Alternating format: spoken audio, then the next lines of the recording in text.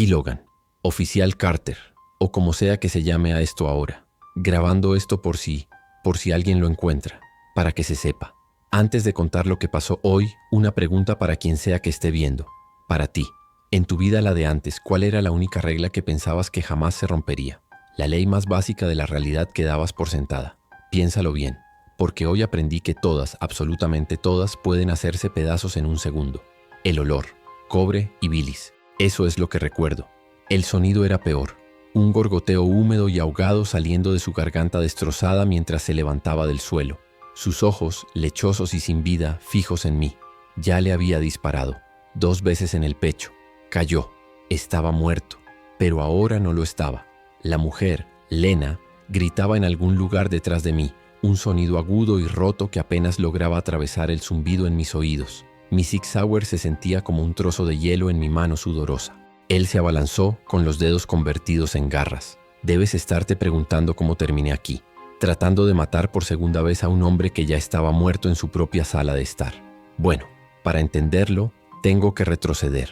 Apenas unas 12 horas, a cuando la ciudad todavía pretendía ser normal, a cuando mi mayor preocupación era el sabor a quemado del café de la comisaría y un turno doble que no quería hacer. Todo comenzó como cualquier otro martes por la noche, o al menos eso intentaba decirme a mí mismo. El aire de la ciudad ya se sentía extraño cuando salía a patrullar. Una especie de electricidad estática, una tensión que se adhería a la piel. La gente caminaba más rápido de lo normal, con las miradas clavadas en el suelo, evitando el contacto visual. Las sirenas eran una constante en nuestra línea de trabajo, pero esa noche eran diferentes. No eran las sirenas de un incendio o de un robo. Eran un coro incesante y superpuesto, una sinfonía del caos que crecía con cada minuto que pasaba. Mi compañero Dave intentaba aligerar el ambiente. Hacía chistes malos sobre la luna llena, sobre alguna droga nueva que debía estar circulando por las calles y volviendo loca a la gente. Yo asentía, forzaba una sonrisa, pero no podía quitarme de encima la sensación de que algo se había roto. Un nudo frío se instalaba en la boca de mi estómago, uno que no tenía nada que ver con el café. Era un instinto primario, animal, gritándome que corriera, que me escondiera. Las llamadas que entraban por la radio eran cada vez más extrañas. Empezaron como disturbios domésticos, peleas en bares, lo normal, pero luego los detalles se volvieron perturbadores. Agresión con mordeduras, decía una voz temblorosa por el comunicador. Sujeto no responde a las Taser, repito, no responde. Necesitamos refuerzos en el centro. Se están comiendo a la gente. La última frase quedó flotando en el aire, seguida de un silencio sepulcral en la radio. Dave y yo nos miramos. La sonrisa había desaparecido de su rostro. Sus nudillos estaban blancos sobre el volante del patrullero. El despachador intentó aclarar la última transmisión, atribuyéndola a una broma o a una interferencia, pero su voz sonaba forzada, demasiado aguda. Sabíamos que no era una broma. Podíamos sentirlo en las vibraciones del coche, en las sombras que se movían demasiado rápido por los callejones, en los gritos lejanos que se colaban por las ventanillas cerradas. Conducíamos por calles que conocía de memoria, pero que ahora parecían un escenario ajeno y hostil. Vimos un coche volcado en una intersección con las puertas abiertas, pero no había nadie alrededor, ni heridos ni curiosos, solo silencio y el parpadeo solitario de un intermitente. Más adelante un grupo de personas corría en nuestra dirección con el pánico dibujado en sus rostros. No gritaban pidiendo ayuda, simplemente corrían, como si el mismo diablo les pisara los talones. Fue entonces cuando entró la llamada, una más en el mar de caos. Pero esta sonaba normal. 1054. Posible violencia doméstica en el 1422 de North Elm Street. Una parte de mí sintió un retorcido alivio. La violencia doméstica era un monstruo que conocía. Tenía un protocolo, un guión a seguir. Era algo familiar en medio de una locura que no podía comprender. Dave puso la sirena y nos abrimos paso entre el creciente desorden. No sabíamos que estábamos conduciendo directamente hacia el epicentro de nuestra propia pesadilla. La casa de los Matis era como cualquier otra en ese barrio de clase trabajadora. Césped cuidado, un coche familiar en la entrada, una luz encendida en la ventana del porche. Pero al acercarnos, los detalles equivocados empezaron a saltar a la vista. La puerta principal estaba abierta de par en par. Un juguete de niño, un camión de bomberos de plástico rojo, yacía volcado en el camino de entrada. Y había un silencio pesado, nestéstveni, que ahogaba el sonido de las sirenas lejanas. Apagamos la sirena a una manzana de distancia, como dicta el protocolo. Nos acercamos a pie, con las manos sobre nuestras armas. Sentía el corazón martillando contra mis costillas. un tambor frenético que parecía resonar en el silencio de la noche. Cada crujido de las hojas secas bajo mis botas sonaba como un disparo. Dave me miró y vi el mismo nudo de tensión en su mandíbula. Esto no era una simple llamada por violencia doméstica. Ambos lo sabíamos. La puerta abierta era una invitación y una advertencia. Saqué mi arma. El metal frío se sentía sólido y real en mi mano, un ancla en un mar de incertidumbre. Dave hizo lo mismo. «Policía, ¿hay alguien en casa?», grité, pero mi voz sonó débil, absorbida por la quietud. No hubo respuesta, solo el suave gemido del viento moviendo la puerta sobre sus goznes. Entramos, uno detrás del otro, en la oscuridad de la casa. El interior era un caos. Muebles volcados, un televisor destrozado en el suelo, cristales rotos por todas partes. Y el olor. Un olor metálico y dulzón que me revolvió el estómago. Sangre, mucha sangre. Había salpicaduras en las paredes, un rastro oscuro que se dirigía desde la sala de estar hacia el pasillo. Seguimos el rastro, con las linternas de nuestras armas cortando la penumbra, revelando escenas de una violencia brutal. Encontramos a Lena Mathis y a su hijo, Eli, escondidos en un armario del pasillo. La mujer tenía los ojos desorbitados por el terror, con la mano firmemente apretada sobre la boca de su hijo para que no hiciera ruido. Estaba temblando de forma incontrolable, incapaz de articular palabra. Solo podía señalar con un dedo trémulo hacia la sala de estar de donde veníamos. El niño, de unos 7 u 8 años, tenía la mirada perdida, en completo estado de shock. Dejamos a Dave con ellos, tratando de calmarlos, mientras yo volvía a la sala de estar para asegurar la escena. Y allí, en medio del desastre, lo vi. Un hombre, supuse que era Roy Mathis, yacía boca abajo en un charco de sangre que se extendía sobre la alfombra de color beige. Tenía heridas graves en la espalda y el cuello, como si hubiera sido atacado por un animal. No se movía. Parecía a todas luces muerto. Me arrodillé a su lado con cuidado de no tocar nada. Sujeto masculino caucásico sin signos vitales aparentes. La escena indica un altercado violento. Informé por la radio, manteniendo la voz lo más neutra posible. La profesionalidad era un escudo, un mecanismo para mantener a raya el horror de la situación. Pero mientras hablaba, noté algo. Un movimiento casi imperceptible en los dedos de su mano izquierda. Un espasmo. Pensé que era un reflejo post-mortem. Ocurre a veces. Pero entonces un sonido. Un gorgoteo bajo y húmedo que venía de su pecho. No era el sonido de alguien luchando por respirar. Era algo más, algo inhumano. Levanté la linterna hacia su cabeza. Lentamente, muy lentamente, comenzó a girarla hacia mí. Y fue entonces cuando vi sus ojos. Estaban abiertos pero vacíos, lechosos, sin reconocimiento, sin alma. Solo un hambre depredadora.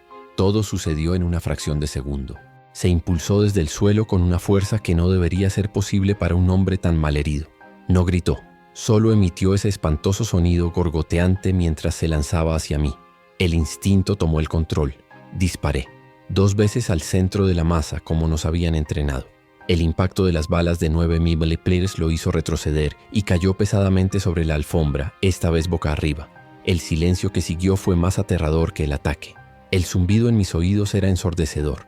El olor a pólvora se mezcló con el de la sangre, creando un perfume nauseabundo. Dave entró corriendo en la habitación con el arma en alto. «¿Qué demonios ha sido eso, Logan? ¿Estás bien?», preguntó, con la voz ahogada por la incredulidad. No pude responder. Solo podía mirar el cuerpo en el suelo, los 2 nuevos agujeros en su pecho. Se levantó, balbuceé, sintiendo que las palabras no tenían sentido ni siquiera para mí. Dave miró el cuerpo, luego a mí, con una expresión de confusión total. Se acercó con cautela al cuerpo de Roy, manteniendo su arma apuntando hacia él. «Está muerto, Logan. Tienes que calmarte. Lo has visto, estaba en el suelo», intentó razonar, pero su propia voz carecía de convicción. Podía ver el sudor brillando en su frente a la luz de mi linterna. Fue en ese momento, mientras intentábamos procesar lo imposible, que Lena soltó un grito desde el pasillo. Un grito que no era de terror, sino de advertencia. Ambos nos giramos hacia el sonido y cuando volvimos la vista al cuerpo, el horror se solidificó. Roy Mathis se estaba moviendo de nuevo. Ignorando las 2 balas en su pecho, se estaba incorporando con los huesos chasqueando de una forma antinatural. La escena de la apertura. Estaba ocurriendo. Mi entrenamiento, mis años en la fuerza, nada me había preparado para esto. La mente humana no está hecha para procesar algo así. Ver a un hombre muerto levantarse. No una, sino 2 veces. Dave disparó. 1, 2, 3 veces. Las balas impactaron en el torso de Roy, pero no tuvieron más efecto que si le hubieran arrojado piedras. Él siguió avanzando con los brazos extendidos, los dedos crispados, los ojos lechosos fijos en nosotros. El pánico amenazó con paralizarme.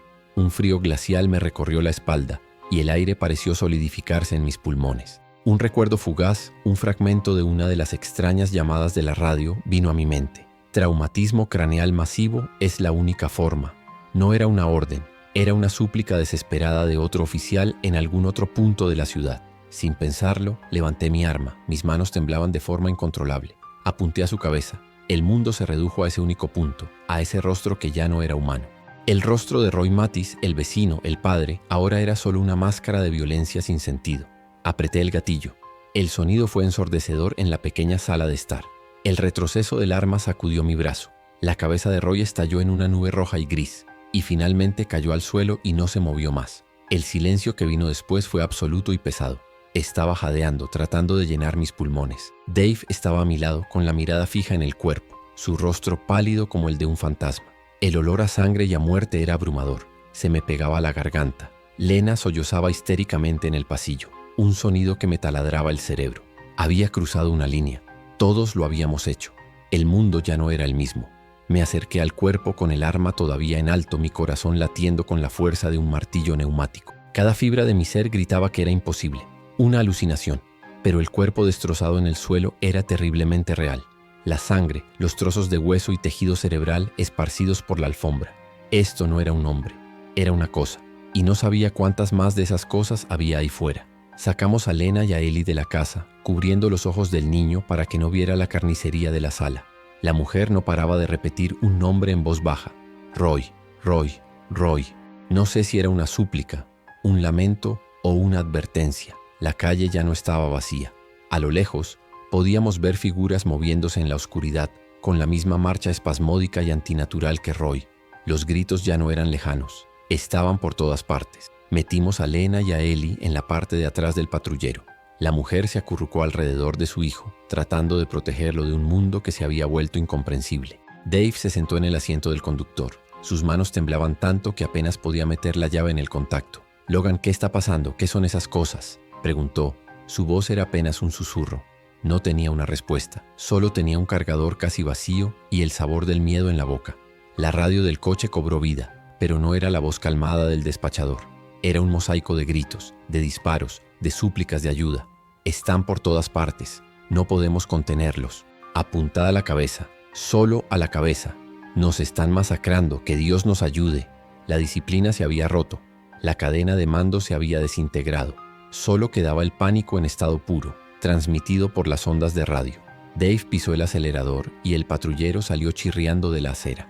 Ya no seguíamos ningún protocolo. No íbamos a ninguna parte en concreto, solo huíamos. Conducíamos por una ciudad que se estaba devorando a sí misma.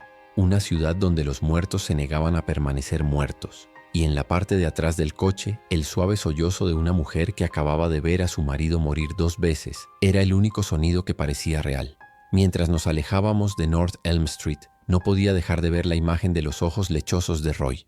Ese vacío, esa ausencia de todo lo que nos hace humanos. Sabía, con una certeza que me helaba los huesos, que había visto el rostro del nuevo mundo. Y era un rostro sin piedad, sin razón y con un hambre insaciable. Nuestro turno acababa de empezar, pero la noche prometía ser eternamente larga. Mi mano todavía temblaba. Miré la sangre que manchaba el puño de mi uniforme. No era solo la sangre de Roy Mattis. Se sentía como la sangre de todo el mundo que conocíamos, de todas las reglas y certezas que se habían evaporado en un instante. El nudo en mi estómago ya no era un presentimiento. Era una roca de hielo sólido, recordándome que el verdadero infierno no estaba debajo de nosotros. Estaba aquí, ahora, y acabábamos de dar nuestros primeros pasos en él. El niño, Ellie, no había dicho una sola palabra desde que lo encontramos. Su silencio era casi más perturbador que los gritos de su madre. Simplemente miraba por la ventanilla, a las sombras que corrían por las aceras, a los coches en llamas que empezaban a salpicar las calles. ¿Qué estaría viendo a través de sus ojos? ¿Cómo procesaría un niño un horror que ni siquiera los adultos podían comprender? Su quietud era un espejo de mi propia parálisis interna. Dave conducía como un autómata, con la mirada fija al frente, virando bruscamente para evitar a la gente que corría sin rumbo por las calles. Algunos intentaban parar nuestro coche, golpeando las ventanillas con las manos ensangrentadas, sus rostros desfigurados por el pánico. No nos detuvimos, no podíamos. Detenerse era morir. Cada persona fuera del coche era una amenaza potencial, un vector de la locura que se estaba extendiendo como un reguero de pólvora. Empecé a recargar mi arma, un movimiento mecánico que mis manos realizaron por pura memoria muscular. El chasquido del cargador al entrar en la pistola fue un sonido extrañamente reconfortante en medio del caos. Conté las balas que me quedaban. No eran suficientes. Nunca serían suficientes. Miré a Dave. Él también estaba revisando su munición. No dijimos nada. El entendimiento pasó entre nosotros sin necesidad de palabras. Estábamos solos. La ciudad se transformaba ante nuestros ojos. Las luces de los semáforos parpadeaban y se apagaban, sumiendo calles enteras en la oscuridad. El único brillo provenía de los incendios que comenzaban a brotar de los edificios, lanzando un resplandor anaranjado y siniestro sobre la carnicería que tenía lugar abajo. Los sonidos de la civilización, tráfico, conversaciones, música, habían sido reemplazados por una cacofonía de terror. Gritos, alarmas de coches y ese horrible gorgoteo que ahora parecía venir de todas partes. Un recuerdo me golpeó con la fuerza de un puñetazo. Mi hermana vivía al otro lado de la ciudad. Intenté sacar mi teléfono, pero no había señal. La red estaba caída. Una nueva ola de frío me invadió, más intensa que la anterior. La impotencia era un veneno quemándome por dentro. Estaba aquí, con un arma y una placa, y no podía hacer nada para proteger a mi propia familia. La placa se sentía como un trozo de metal inútil, un símbolo de un orden que ya no existía. De repente, una figura se lanzó contra el parabrisas. Fue tan rápido que apenas pude registrarlo. Un hombre, o lo que quedaba de él, con la cara medio arrancada y un solo ojo intacto que nos miraba con una furia vacía. Golpeó el cristal con los puños, una y otra vez, el sonido sordo retumbando dentro del coche. El cristal se agrietó. Dave gritó una palabrota y dio un volantazo, lanzando el cuerpo del hombre a un lado. El coche derrapó y se estrelló contra una boca de incendios. El impacto nos lanzó hacia adelante. Mi cabeza golpeó el salpicadero con fuerza y por un segundo todo se volvió negro, salpicado de estrellas blancas y brillantes. El sonido de la bocina del coche, atascada y sonando sin parar, me devolvió a la realidad. Un sonido agudo, constante, una baliza en la oscuridad. Una campana llamando a cenar a todos los monstruos de la ciudad. «¡Apágala! Logan, apaga la puta bocina», gritó Dave tratando de abrir su puerta que se había atascado por el impacto. El sonido era un imán. Ya podía verlos. Figuras saliendo de los callejones, de las puertas de las tiendas, girando sus cabezas hacia nosotros. Se movían de esa manera antinatural, espasmódica, pero con un propósito claro. Venían hacia el sonido. Venían hacia nosotros. Luché contra el mareo y me incliné sobre el volante, golpeando el centro con el puño hasta que la bocina finalmente se cayó. El silencio repentino fue casi tan alarmante como el ruido. Ahora solo se oía el sonido de sus pies arrastrándose sobre el asfalto, un coro creciente de gruñidos y gemidos ahogados. Estaban cerca, demasiado cerca. La puerta del conductor no se abría. Estábamos atrapados. «¡Por aquí! ¡Mi puerta se abre!», grité, empujando mi puerta con el hombro. Se abrió con un chirrido metálico. Agarré a Lena por el brazo. «Salgan, ahora. Tenemos que correr». La mujer parecía paralizada por el miedo, pero la urgencia en mi voz pareció sacarla de su trance. Salió a trompicones del coche, arrastrando a Ellie con ella. Dave salió por mi lado, justo detrás de mí. La horda estaba a menos de 20 metros. Confirmado. Continuando o relato de Logan, a partir do momento en que saindo carro de policía destruido. Aquí estamos próximos 40 parágrafos. El universo se encogió a nuestro alrededor. Ya no había ciudad, ni calles, ni futuro. Solo existía el asfalto bajo nuestros pies y el espacio cada vez menor entre nosotros y ellos. Empezamos a correr. No fue una carrera atlética, sino una huida torpe y desesperada. Lena tropezó y la levanté de un tirón. Su peso casi nos desequilibra a ambos. El niño, Ellie, corría en silencio a nuestro lado, su pequeña mano agarrada con una fuerza sorprendente a la pernera de mi pantalón. Dave cubría nuestra retaguardia. «Vamos, vamos, vamos», gritaba, su voz tensa y quebrada. Se giraba para disparar, y cada detonación, aunque necesaria, era como un faro que atraía a más de esas cosas desde la oscuridad. Se movían de una manera descoordinada pero implacable. Una marea de cuerpos putrefactos impulsada por una única necesidad.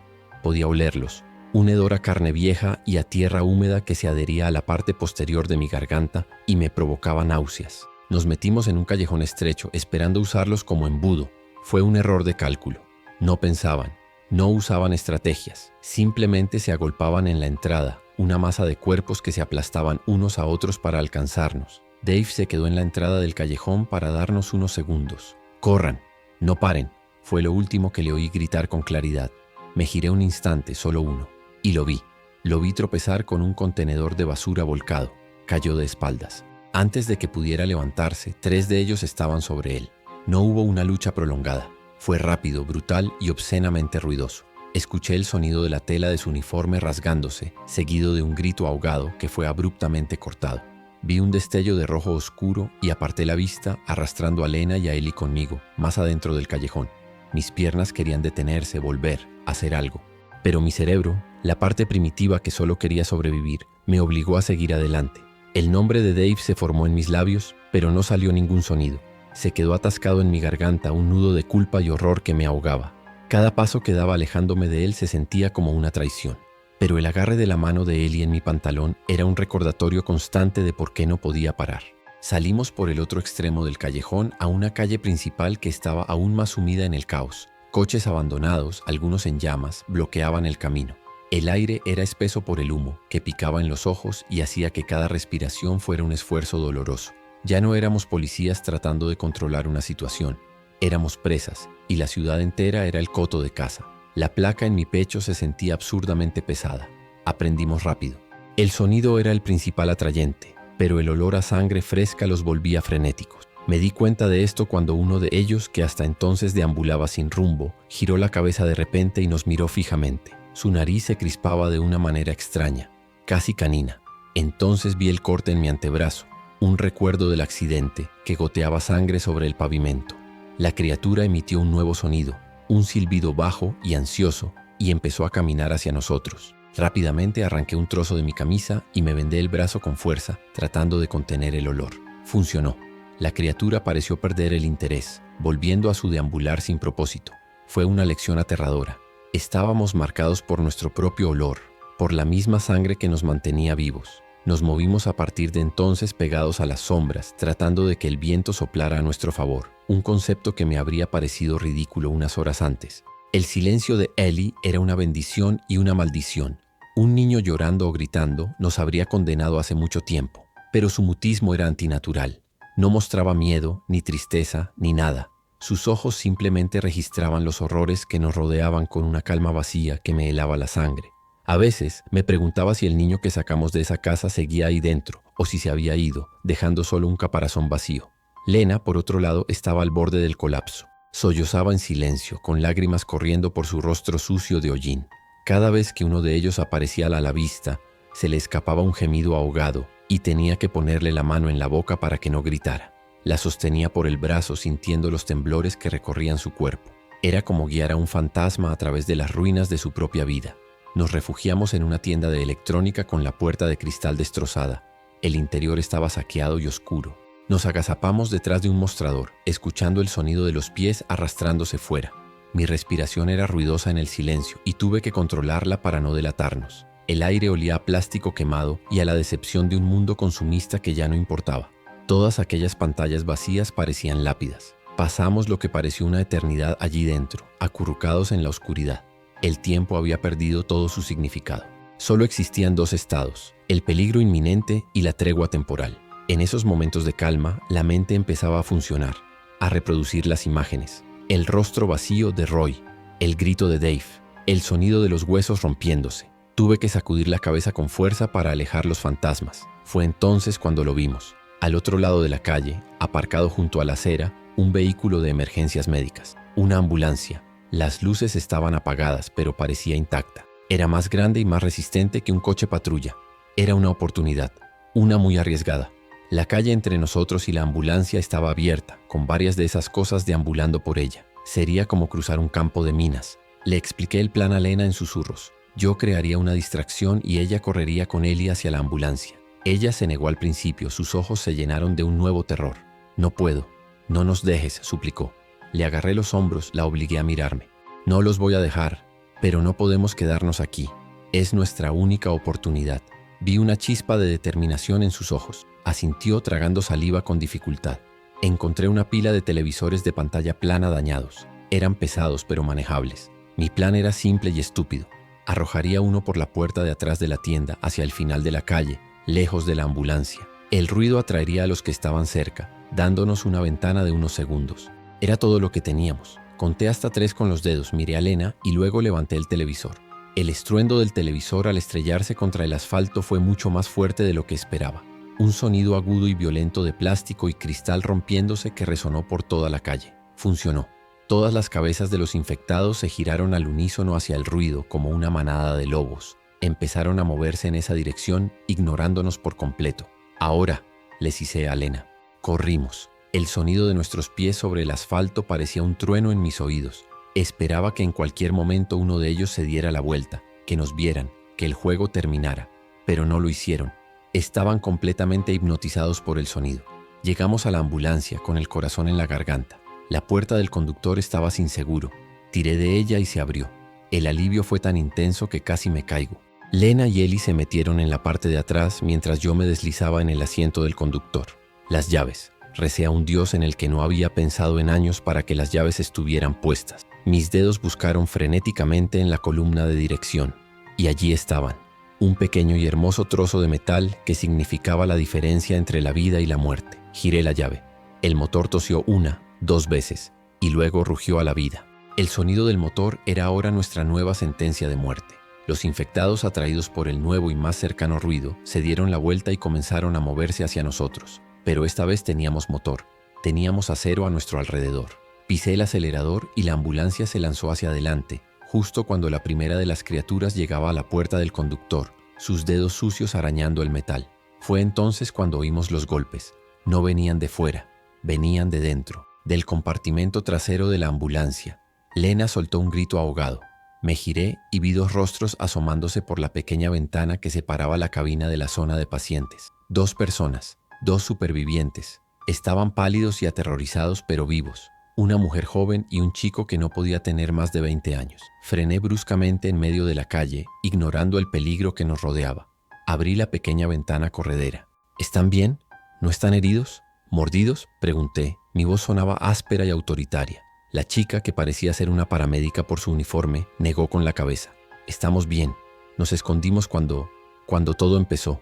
Pensamos que estábamos muertos. Se llamaban Sarah y Kevin, pero no eran los únicos allí. Detrás de ellos, acurrucado en una esquina, había un tercer hombre. Estaba sudando profusamente a pesar del frío de la noche. Tenía los ojos desorbitados y temblaba de forma incontrolable. Llevaba una chaqueta de oficina, ahora rota y manchada. ¿Y él? ¿Qué le pasa a él?, pregunté, mi instinto de policía gritando que algo andaba muy mal.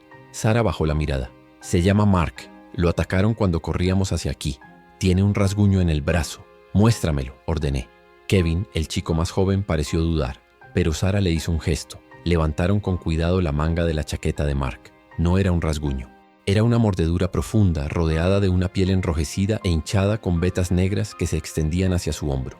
El hombre, Mark, empezó a murmurar incoherencias. Sus dientes castañeteaban con fuerza. Mis entrañas se convirtieron en un bloque de hielo. Sabía lo que iba a pasar. Lo había visto en la casa de los Matis, pero algo era diferente. La progresión era increíblemente rápida. Los ojos de Mark empezaron a nublarse, adquiriendo ese aspecto lechoso y vacío que conocía tan bien. Empezó a convulsionar en el suelo del compartimento, emitiendo un sonido gutural que no era del todo humano. «Apártense de él. Ahora», le grité a Sarah y a Kevin. El cambio fue violento y aterradoramente rápido. No fueron horas, ni siquiera 30 minutos. Fue cuestión de quizás 2 o 3 minutos. La convulsión arqueó su espalda de una manera imposible y oímos el crujido de sus huesos. Su piel se puso pálida y sudorosa, y su grito de agonía se transformó en ese gorgoteo húmedo, ese rugido de depredador. Se lanzó contra Kevin, que estaba más cerca, con las manos convertidas en garras. Todo se convirtió en un caos confinado y mortal. Kevin gritó tratando de empujar al recién transformado Mark. Sarah retrocedió tropezando con el equipo médico. Lena gritaba desde su rincón protegiendo a Eli con su propio cuerpo. No podía disparar. El espacio era demasiado pequeño, corría el riesgo de darle a uno de ellos. Tenía que intervenir. Salté por encima de los asientos hacia la parte de atrás. La fuerza de la cosa que había sido Mark era antinatural. Había derribado a Kevin al suelo y estaba tratando de morderle el cuello.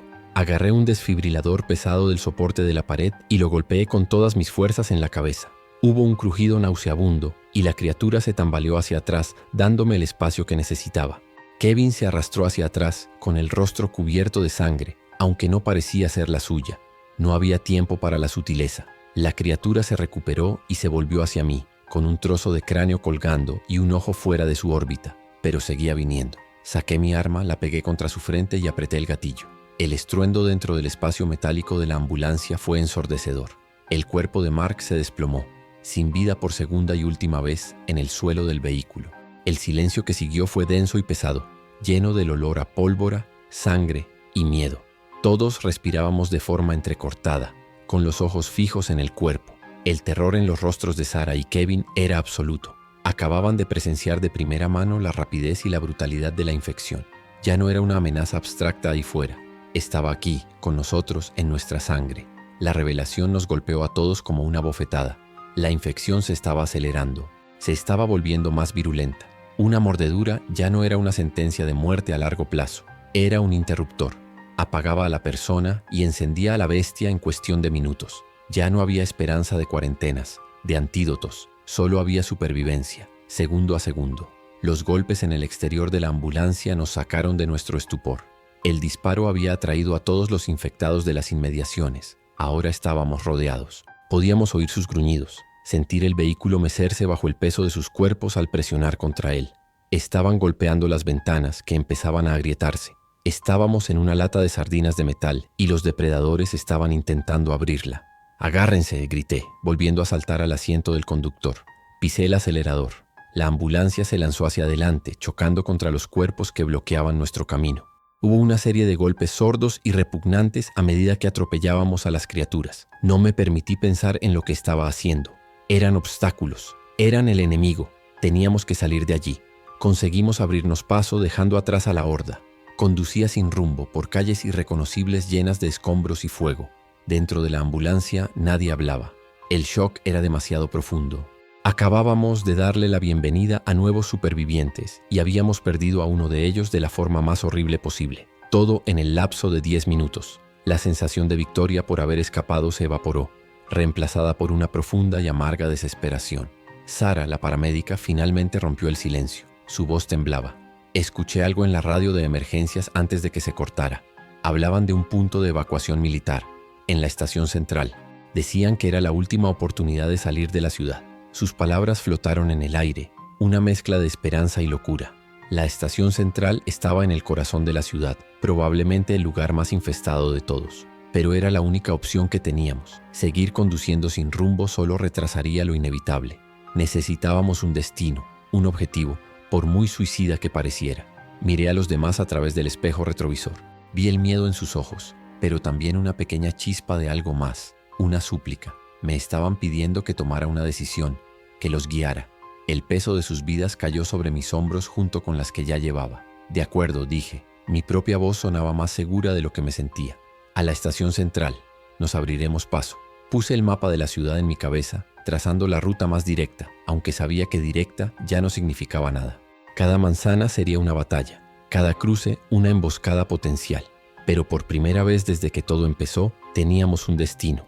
La radio de la ambulancia estaba en silencio en la mayoría de las frecuencias, pero en una banda militar encriptada capté un fragmento de una transmisión. Era débil y llena de estática, pero las palabras eran claras. Protocolo de contención final. Amanecer. Sanitización completa del perímetro. Sanitización. Sabía lo que eso significaba. Era un eufemismo. Iban a borrar la ciudad del mapa, con nosotros dentro si no llegábamos a tiempo. Ahora teníamos un plazo, el amanecer. Miré al cielo. Las primeras y débiles tonalidades de gris comenzaban a teñir el borde oriental de la noche. No nos quedaba mucho tiempo. La carrera hacia la estación central no era solo una huida de los infectados, era una carrera contra el sol. Una carrera para escapar de nuestro propio gobierno antes de que nos quemaran a todos junto con los monstruos. La presión se intensificó hasta un punto casi insoportable. Cada segundo contaba. Pisé el acelerador con más fuerza. La ambulancia se quejaba bajo el esfuerzo. El viaje se convirtió en un borrón de violencia y evasión. Atropellábamos a los infectados que no podíamos esquivar y virábamos bruscamente para evitar los bloqueos de coches y escombros. Era un videojuego infernal, pero las vidas eran reales. Kevin, el chico joven, empezó a vomitar en una esquina, una reacción retardada al horror que había presenciado. Sarah intentaba consolarlo, mientras Lena seguía aferrada a Ellie, susurrándole cosas que no podíamos oír. Y yo conducía, con los nudillos blancos sobre el volante, mis ojos escaneando la oscuridad en busca de amenazas, sintiendo el peso de un reloj invisible que hacía tic-tac en mi cabeza, marcando los últimos minutos de nuestra existencia. El paisaje urbano se volvía cada vez más apocalíptico a medida que nos acercábamos al centro. Los edificios estaban en llamas, las calles llenas de cuerpos, tanto de infectados como de víctimas. Vimos escenas de batallas desesperadas. barricadas improvisadas que habían sido arrolladas, vehículos militares abandonados. Había señales de una lucha organizada, pero era evidente que habían perdido. El ejército había sido derrotado. A lo lejos pudimos verla. La imponente estructura de la estación central, sus grandes arcos y su torre del reloj recortados contra el cielo cada vez más claro. Las luces de emergencia parpadeaban en su interior, y un helicóptero militar sobrevolaba la zona, sus reflectores barriendo la plaza de enfrente. Parecía una fortaleza. Por un instante una ola de alivio me recorrió. Lo habíamos logrado. Estábamos cerca, pero a medida que nos acercábamos, el alivio se convirtió en horror. La plaza frente a la estación no estaba vacía, estaba llena. Una masa compacta y ondulante de miles, quizás decenas de miles de infectados. Estaban todos mirando hacia la estación como si esperaran algo. No se movían al azar. Había una quietud en ellos, una atención colectiva que era nueva y profundamente perturbadora. No se trataba de una horda sin sentido. Aquello era un ejército. Estaban organizados esperando. La quietud de la masa era lo que la hacía tan aterradora. No se movían porque no necesitaban hacerlo. Estaban conteniendo la zona, asegurándose de que nada entrara ni saliera de la estación. Mi mente de policía intentó buscar un patrón, una lógica, pero solo encontraba un terror primordial. Esto iba en contra de todas las reglas de la naturaleza que conocía. Eran depredadores, pero ahora cazaban en manada y con estrategia. Dentro de la ambulancia, el aire se volvió denso y pesado con la desesperación. «¿Qué hacemos? No podemos pasar por eso», susurró Kevin con la voz temblorosa. Sara estaba pálida, sus ojos fijos en la masa de cuerpos. Incluso Lena, que había estado sumida en su propio dolor, parecía comprender la imposibilidad de nuestra situación. Miré al cielo. El gris del amanecer era ahora innegable. La palabra sanitización resonó en mi cráneo como una sentencia de muerte. Quedarse aquí era morir quemado. Intentar cruzar era morir destrozado. Solo había una opción, una que tenía una probabilidad de éxito casi nula, pero que era mejor que cero. «Vamos a usar la ambulancia como un ariete», dije, y todos los ojos se volvieron hacia mí. «Voy a conducir directamente hacia la entrada. No nos detendremos por nada. Cuando el vehículo no pueda más, saldremos y correremos. Será nuestra única oportunidad. ¿Entendido? Correr y no mirar atrás, pase lo que pase». Nadie discutió. El silencio era su asentimiento. Me abroché el cinturón de seguridad, un gesto casi ridículo en estas circunstancias. Les dije a los demás que se sujetaran a lo que pudieran. Agarré el volante con tanta fuerza que mis nudillos se pusieron blancos. Mi corazón no latía, vibraba, un motor sobrecargado a punto de estallar. Miré a Lena y a Ellie, a Sara y a Kevin. Sus rostros eran máscaras de terror, pero en sus ojos vi la misma comprensión sombría que sentía yo. Estábamos juntos en esto hasta el final. «Allá vamos», fue todo lo que dije. Pisé el acelerador a fondo. La ambulancia, ya maltrecha, se lanzó hacia adelante, directamente contra la pared de cuerpos. El primer impacto fue violento, un sonido sordo y húmedo que hizo temblar todo el vehículo. Luego vinieron más, una sucesión interminable de golpes contra el chasis, el parabrisas, los laterales. Era como conducir a través de un bosque hecho de carne y hueso. El parabrisas se agrietó, luego se hizo añicos, y una lluvia de cristales y sangre salpicó la cabina. El motor rugía, luchando contra la increíble resistencia de la masa de cuerpos. Podía sentir cómo la ambulancia perdía velocidad, cómo se hundía en esa marea de muerte. Las manos y los rostros se apretaban contra las ventanas laterales, sus gruñidos y gorgoteos ahogados por el estruendo del motor y los impactos. Seguía acelerando, empujando, ganando metro a metro. Y entonces lo vi. En lo alto de un camión militar volcado, justo delante de la entrada principal de la estación, había una figura. Era más grande que las demás, más erguida. No se movía con espasmos, sino con una autoridad deliberada y aterradora. Llevaba los restos de un uniforme de capitán de policía. Y mientras la ambulancia se abría paso a duras penas, esa figura levantó la cabeza. Y lo reconocí. Capitán Miller, mi capitán. El reconocimiento fue un puñetazo en el estómago que me dejó sin aire. Pero no era él. No del todo. Su cuerpo estaba hinchado y deformado. Su piel tenía un tono grisáceo y enfermizo, y sus ojos brillaban con una inteligencia maligna y fría. Abrió la boca para emitir un grito, pero no fue un gruñido descerebrado. Fue una orden. Un sonido gutural y resonante que hizo que la horda reaccionara. Se apartaron no por pánico, sino con disciplina, creando un corredor que nos canalizaba directamente hacia la base del camión volcado. Era una trampa. El motor de la ambulancia emitió un último y agónico gemido y se detuvo. Estábamos atascados, a unos 50 metros de las barricadas de la estación. El silencio repentino fue ensordecedor, solo roto por el sonido de miles de pies arrastrándose y los gruñidos hambrientos que nos rodeaban por completo. La cosa que había sido el capitán Miller nos observaba desde su percha, con una expresión que podría haber sido una sonrisa. «Ahora», grité, liberando mi cinturón, «corran y no miren atrás». Abrimos las puertas y nos zambullimos en el infierno. El mundo se convirtió en un borrón caótico de movimiento, sonido y hedor. Estaba empujando, golpeando con mi arma ya vacía, usándola como un garrote. No intentaba matar, solo crear un espacio, un segundo de respiro para que los demás pasaran. El aire era denso con el olor a podredumbre, tan espeso que casi se podía masticar. Me ardían los pulmones. Perdí la noción de los demás por un momento, concentrado únicamente en el siguiente enemigo, en el siguiente empujón. Luego los vi. Lena, con Ellie pegado a su pecho como un escudo, corría con una determinación que no sabía que poseía. Sarah y Kevin corrían juntos, ayudándose mutuamente a mantenerse en pie cuando uno tropezaba. Estábamos separados, pero todos nos movíamos en la misma dirección, hacia las luces parpadeantes de la entrada de la estación. Los soldados en las barricadas nos vieron. «¡Civiles! ¡Abran fuego de cobertura!», oí gritar a alguien. El sonido de los rifles automáticos se unió a la cacofonía, abriendo breves claros en la horda. Nos dio la oportunidad que necesitábamos. Corrí los últimos 20 metros con los pulmones en llamas, sintiendo los dedos fríos rozando mi espalda. Llegué a la barricada y unas manos fuertes me agarraron y me arrastraron por encima. Caí al otro lado sobre el suelo de mármol de la estación, jadeando y tosiendo. Uno por uno, los demás llegaron.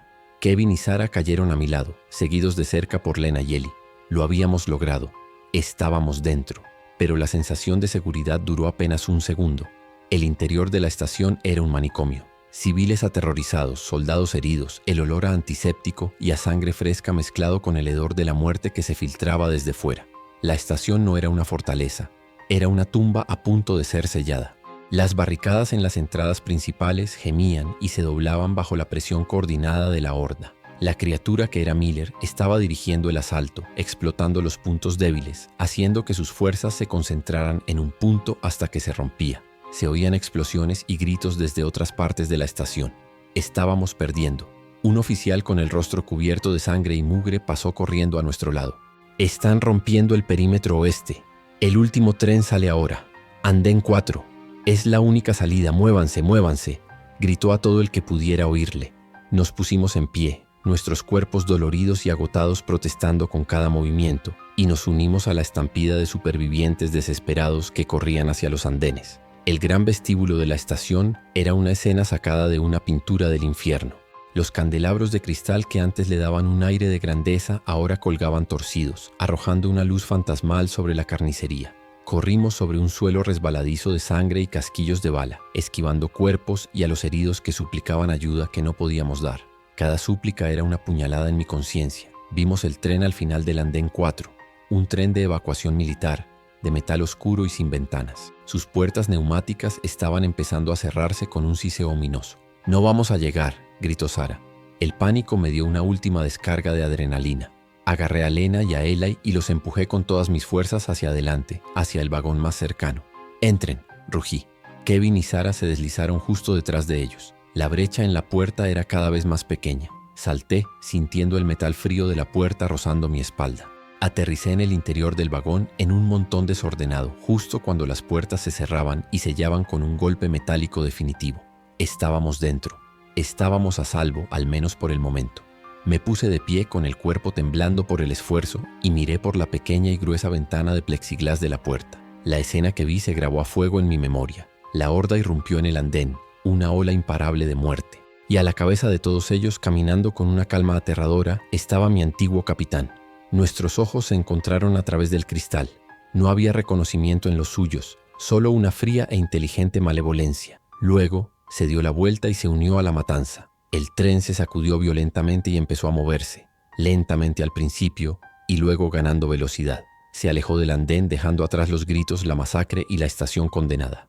El interior del vagón estaba abarrotado de supervivientes silenciosos y conmocionados, una mezcla de civiles y soldados con la mirada perdida. El aire olía a sudor, miedo y a la derrota final. A medida que el tren salía de los túneles y se adentraba en la ciudad, el sol comenzaba a asomar por el horizonte, el amanecer, y con él llegó la sanitización. Vimos el primer destello en la distancia, una luz blanca y brillante que eclipsó brevemente al sol naciente. Luego, una columna de fuego y humo se elevó hacia el cielo, seguida de otra y otra. Eran bombas incendiarias cayendo sobre la ciudad, borrando todo lo que había sido. Observamos en silencio desde la ventana cómo la ciudad en la que habíamos nacido, trabajado y vivido era consumida por el fuego. Los incendios se extendían, uniéndose en una única y gigantesca pira funeraria. No sentí alivio, no sentí alegría por haber sobrevivido, solo sentí un vacío inmenso y helado. Habíamos escapado de los monstruos, solo para ver a nuestra casa ser destruida por los hombres. El tren siguió su camino, adentrándose en un futuro incierto, llevándonos lejos de las llamas. Pero yo sabía que no estábamos escapando de nada, solo estábamos huyendo de un frente de la guerra para, inevitablemente, encontrar otro. La imagen del capitán Miller, de su inteligencia calculadora, no me abandonaba. Esto no era una plaga sin sentido. Estaba evolucionando, estaba aprendiendo. Y una parte de mí se preguntaba si nos estaban dejando escapar, si nos estaban permitiendo llevar el mensaje de que las viejas reglas habían muerto y que las nuevas estaban escritas en sangre y fuego por algo que nos entendía demasiado bien. El silbato del tren sonó en la distancia, un lamento por un mundo perdido.